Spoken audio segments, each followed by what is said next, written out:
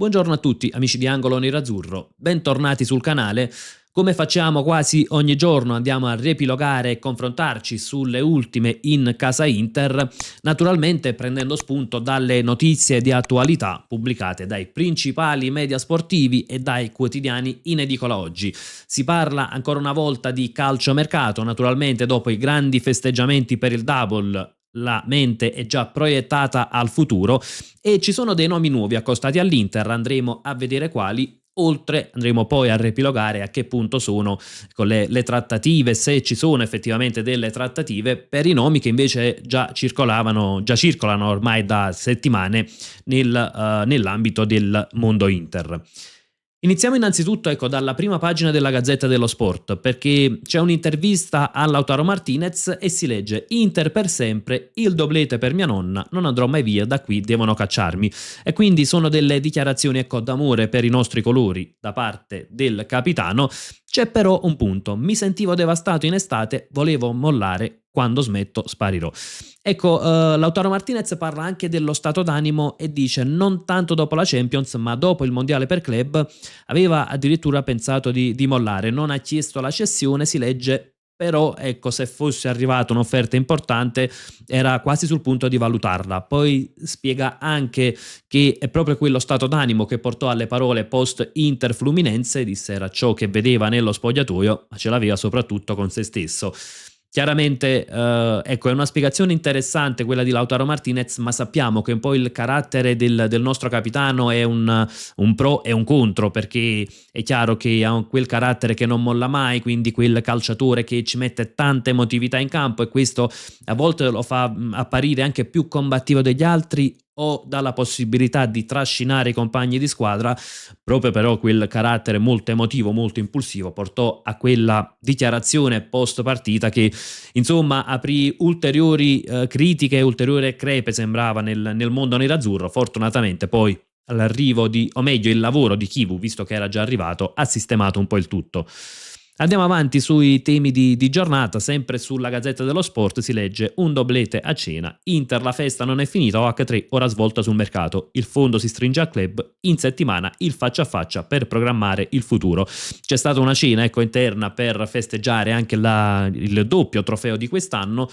OH3 sul mercato, da quanto riporta la Gazzetta, dovrebbe investire almeno 50 milioni.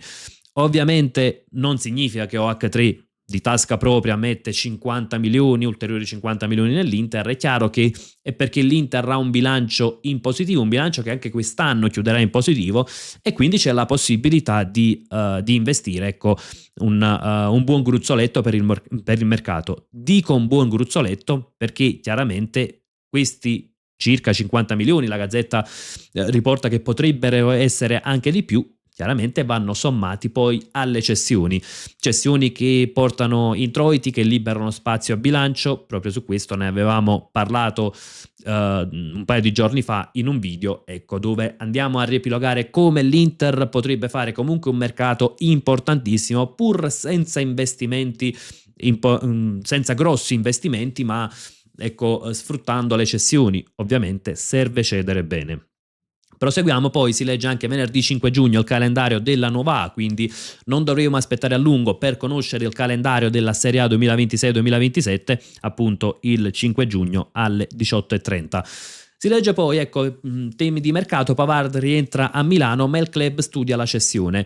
Come riportava anche il giornalista Fabrizio Romano, che come sottolineo spesso è una voce autorevole per quanto riguarda il calciomercato, Pavard non sarà riscattato dal Marsiglia, anzi ha anche salutato il club transalpino, tornerà a Milano ma non c'è alcuna intenzione di tenere Pavard in squadra.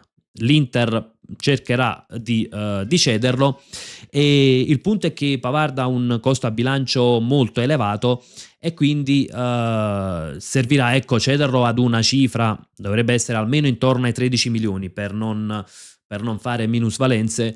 Insomma, non è semplice trovare acquirenti sia per il costo del cartellino sia per l'ingaggio importante di Pavard, però l'idea della dirigenza è comunque quella di cercare un acquirente. Proseguiamo e si legge: Chivu libera gli acciaccati Çalhanoğlu e Thuram. Saranno infatti liberati entrambi in vista del mondiale, non prenderanno parte alla sfida di Bologna e potrebbero non essere gli unici ad essere liberati prima, insomma, della fine ufficiale della Serie A.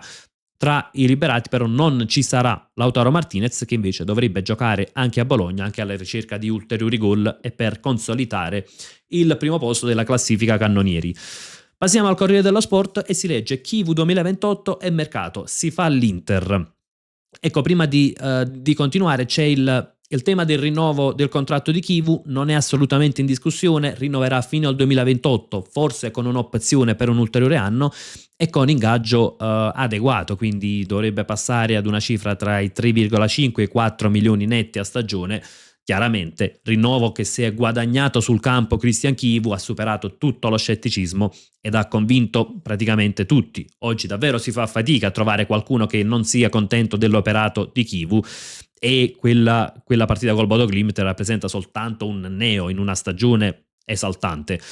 Si legge poi: il club pronto al vertice, Vuskovic e Araujo in lista, oltre al sogno Nico Paz. Finite le feste per il double, ora c'è il futuro da ridurre il gap con le big d'Europa. Naturalmente il Corriere dello Sport parla di un Inter che, appunto, come dicevamo poc'anzi, ha un puntino nero, come lo ha definito anche Marotta qualche giorno fa sulla sua stagione, ed è appunto il percorso europeo.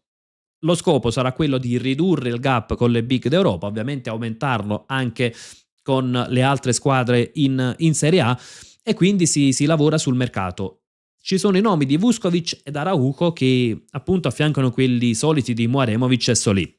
Il punto qual è? Che sono nomi, secondo me, molto difficili da raggiungere, perché come anche il Corriere dello Sport riporta che la cifra richiesta sarebbe superiore ai 50 milioni. Sono calciatori validi, in particolare c'è Vuskovic che ha 19 anni, ha già convinto, è un difensore forte fisicamente, alto 1,93 m, quindi potrebbe essere un ottimo centrale della difesa 3, ha il vizio del gol, è un calciatore che si sta mettendo molto in mostra, che è stato in prestito all'Hamburgo quest'anno, ma è di proprietà del Tottenham, e dubito che il Tottenham voglia farne a meno, ecco, ad eccezione se arrivassero delle offerte molto importanti e quindi servirebbero probabilmente 50-55 milioni, offerta che non penso che l'Inter è in condizione di fare, perché non deve acquistare un solo calciatore, comunque serviranno almeno 2 difensori, da capire anche il futuro di De Vrij, che è uno di quelli che potrebbe restare, ad eccezione degli altri. Ecco, sembra che anche Mkhitaryan possa partire, insomma possa andare via a fine contratto, e chiaramente in una squadra in cui si cerca il colpo ad effetto, e dopo andremo a parlare anche di Nico Paz, si deve rinforzare il centrocampo, c'è da valutare la possibile partenza di Dumfries, difficile che si vadano a spendere 60 milioni per un solo difensore, quindi io penso che sia il nome di Vuskovic e quello di Araujo siano delle suggestioni giornalistiche, ma credo che sia molto difficile che l'Inter possa prenderli. Poi chiaro, non mi dispiacerebbe per nulla, però bisogna anche guardare, come si suol dire, in faccia alla realtà, e quindi bisogna essere realisti e capire che ci sono dei bilanci da rispettare, che non significa che OH3 vuole soltanto guadagnare, significa che vuole tenere i bilanci a posto, e questo fa il bene dell'Inter e dei suoi tifosi, perché i bilanci a posto a lungo termine portano dei vantaggi superiori al grande colpo nell'immediato, che però va a rovinare il bilancio, e quindi poi si torna nuovamente al punto in cui ci siamo trovati nel 2021, dove c'è bisogno di cedere, c'è bisogno di fare plusvalenze, c'è bisogno di sistemare i bilanci, e quindi proprio perché OH3 da fondo, quindi da esperti nella gestione delle aziende, non faranno mai, ecco, dei passi falsi del genere. Perciò ecco, non penso che Vuskovic o Araujo possano rientrare nell'interesse dell'Inter, per ragioni economiche naturalmente, non tecniche. Proseguiamo e leggiamo su Tutto Sport invece: Inter da Paz, però serve l'assist di Mu. OH3 vuole un talento che possa diventare volano anche per il marketing del club. L'argentino rientra nei parametri del fondo che un'estate fa aveva sondato Nico Williams. Il Real Madrid ricomprerà l'argentino versando 10 milioni al Como entro il 30 giugno. Il portoghese nel ruolo ha tantissimi giocatori e potrebbe avvallare la sua cessione. Naturalmente per Nico Paz sono un po' tutti in attesa, ma il Como compreso. perché bisognerà capire qual è la scelta del Real Madrid e di Mourinho. Se il Real lo ricompra magari e lo tiene in rosa per utilizzarlo, perché magari c'è il benestare di Mourinho, se lo ricompra e vuole rivenderlo per monetizzare, oppure se lo ricompra magari lo dà in prestito. Il Como, come riporta anche Fabrizio Romano, lo vorrebbe tenere almeno un altro anno per presentarsi in Europa con un calciatore come Nico Paz, ma tutto dipende dal Real Madrid. L'Inter c'è eventualmente, il Real Madrid dovesse decidere di cederlo, anche se la cifra anche in questo caso è altissima, però ecco, si potrebbe fare un'eccezione da quanto si legge, perché sarebbe un colpo anche mediatico, è quel colpo che può portare dei benefici, ecco, anche all'immagine del club, e quindi quando ci sono dei benefici all'immagine, al brand, poi magari ci sono delle sponsorizzazioni che possono arrivare perché si fa il colpo ad effetto. Ci sono tanti vantaggi, ecco, quando si va a valorizzare anche l'immagine del club. Fatto sta che però, ecco, il costo sarebbe comunque altissimo e comunque andrebbe a togliere la possibilità di investire in altri ruoli, a meno che il Real non lo ceda ad un prezzo ridotto perché vuole tenersi comunque un diritto di recompra, e quindi in quel caso l'Inter prenderebbe sì Nico Paz, ma insomma sapendo che se esplode definitivamente il Real è lì pronto a riprenderlo. Situazione che sinceramente non mi esalta. Tra l'altro su Nico Paz c'è anche il solito discorso: se arriva Nico Paz è perché, come si legge anche sul Tutto Sport di oggi, Chivu potrebbe passare al 3-4-2-1. A quel punto c'è da fare un po' un ragionamento sull'intero calciomercato, perché ovviamente prendi Nico Paz, non è più il 3-4-2-1 come alternativa o 3-4-1-2, ma deve averlo come modulo fisso, perché se prendi Nico Paz o come sistema di gioco principale, perché prendere Nico Paz significa tenerlo da titolare. A quel punto si cambia il sistema di gioco, bisogna comunque riadattare un po' il tutto e vanno fatti ragionamenti diversi anche sul centrocampo, perché se il sistema di gioco principale è il 3-4-2-1 o 3-4-1-2, i centrocampisti in rosa sarebbero troppi, addirittura c'è il rientro di Aleksandar Stankovic. A quel punto poi effettivamente l'Inter potrebbe optare per la cessione di Aleksandar Stankovic, sia per ragioni di bilancio, quindi per finanziare il grande colpo, sia perché chiaramente se gioco con un sistema di gioco che prevede solo 2 centrocampisti, dubito che possa avere in rosa 6-7 centrocampisti, e quindi qualcuno per forza di cose troverà a partire. La mia sensazione, come detto più di una volta, è che Nico Paz non arriverà perché i costi sono alti, perché c'è il Como, perché forse anche allo stesso calciatore, ecco, un altro anno a Como potrebbe poi permettergli di tornare al Real Madrid, quindi eventualmente anche in prestito a Como. È chiaro che ci sono tanti aspetti da valutare. L'Inter rappresenta comunque un salto di qualità, all'Inter il Real avrebbe il vantaggio se ecco, dovesse cederlo col diritto di recompra, avrebbe il vantaggio di valutarlo anche in un ambiente diverso dove magari ci sono più pressioni, però come detto ci sono troppe variabili per pensare che l'Inter possa prendere Nico Paz ad oggi. Io continuo a vederlo un affare complicatissimo.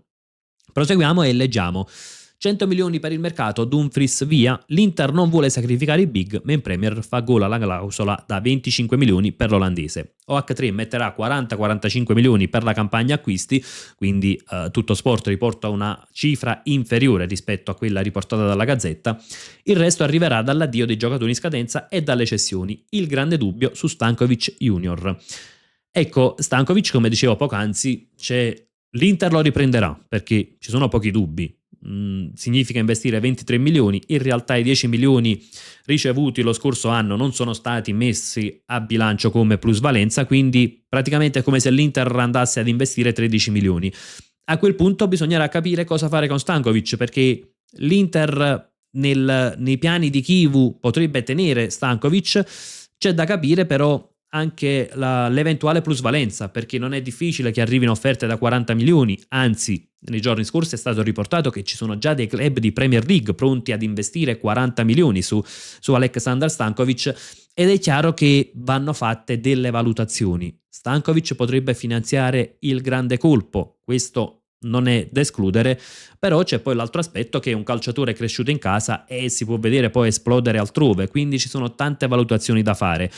Io, come dicevo qualche giorno fa, non penso che l'Inter prenda Stankovic per cederlo, penso che si faccia un ragionamento molto simile a quello fatto con Piesposito, quindi lo riprende per tenerlo in rosa, tanto è vero che lo scorso anno anche le offerte che sono state riportate, quelle da circa 45 milioni del Napoli, dell'Atalanta, l'Inter non le ha ascoltate. Anzi, l'Atalanta, se non vado errato, voleva inserire più Esposito nella trattativa per Lookman, ma insomma non erano offerte che interessavano all'Inter. Penso che si possa fare lo stesso anche con Stankovic, perché è un calciatore cresciuto comunque all'Inter, è un calciatore valido, è un calciatore che ha potenziale, quindi può crescere ancora tantissimo, quindi non credo che l'Inter prenda Stankovic per fare una plusvalenza. Chiaro che tutto potrebbe cambiare se anziché 40 milioni iniziassero ad arrivarne 50, per esempio 55, quindi cifra probabilmente ben superiore a quello che oggi vale Stankovic. A quel punto si può valutare.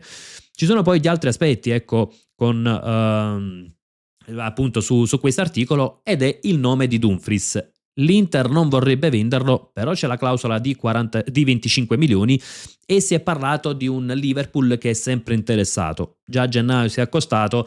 Come dicevo qualche giorno fa, anche io non venderei mai Dumfries perché è un calciatore fondamentale nel nostro sistema di gioco, però quella clausola da 25 milioni oggettivamente attrae tanti club perché è un costo davvero molto basso, a maggior ragione se Dumfries dovesse fare un grande mondiale, perché la clausola è attiva nel mese di luglio, quindi ci sarebbe tutto il tempo anche di valutarlo al mondiale con l'Olanda.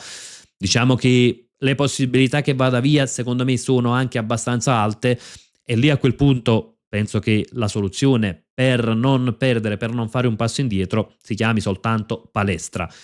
E lì poi ci sarebbe un altro discorso da fare, perché va via Dumfries a 25 milioni, arriva Palestra, probabilmente potrebbe partire anche Luis Enrique, e però Palestra, ecco, ha un costo circa 45 milioni, quindi significa che comunque anche il costo a bilancio, quindi tra l'ammortamento, tra l'ingaggio lordo, da capire poi quanto chiederebbe, anche se non penso un ingaggio astronomico, però sarebbe un costo importante. A quel punto, se dovesse arrivare Palestra, dubito che l'Inter, ecco, torniamo al discorso precedente, possa andare a prendere anche Nico Paz. Quindi molto dipenderà anche dal futuro di Dumfries, ragione per cui io non credo che l'Inter spenda 50-60 milioni addirittura per un calciatore ad inizio mercato. Penso che invece si farà un mercato molto più oculato, ecco, alla ricerca di caratteristiche che servono e alla ricerca anche di calciatori che, ecco, non vadano a rovinare l'aspetto economico della società. Però ecco, se dovesse partire davvero Dumfries, penso che con Palestra potremmo avere un buon sostituto, e quel sostituto che può dare qualcosa in più anche nell'uno contro uno, oltre ad avere un calciatore di prospettiva, visto che è un classe 2005, quindi ancora tanti margini di crescita.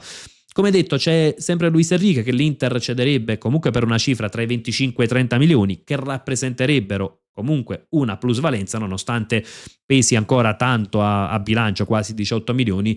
E poi c'è il nome di Frattesi, che anche lui è in uscita, pesa molto meno perché naturalmente ci sono più anni di ammortamento, anche lì però la valutazione è simile, tra i 25 e i 30 milioni. Chiudiamo anche con l'ultimo punto, ecco, mi sfugge la foto dell'articolo, però è che la procura ha aperto un'indagine sugli stendardi, sugli striscioni che ha tenuto Thuram durante la festa scudetto. Erano entrambi contro il Milan, però insomma, come al solito, probabilmente si chiuderà il tutto con una multa. Quello che però, ecco, tendo a sottolineare è che adesso usciranno tantissimi moralisti, tra chi dice che è un professionista, che non deve tenere striscioni del genere, che non si festeggia così, che ci deve essere rispetto per l'avversario.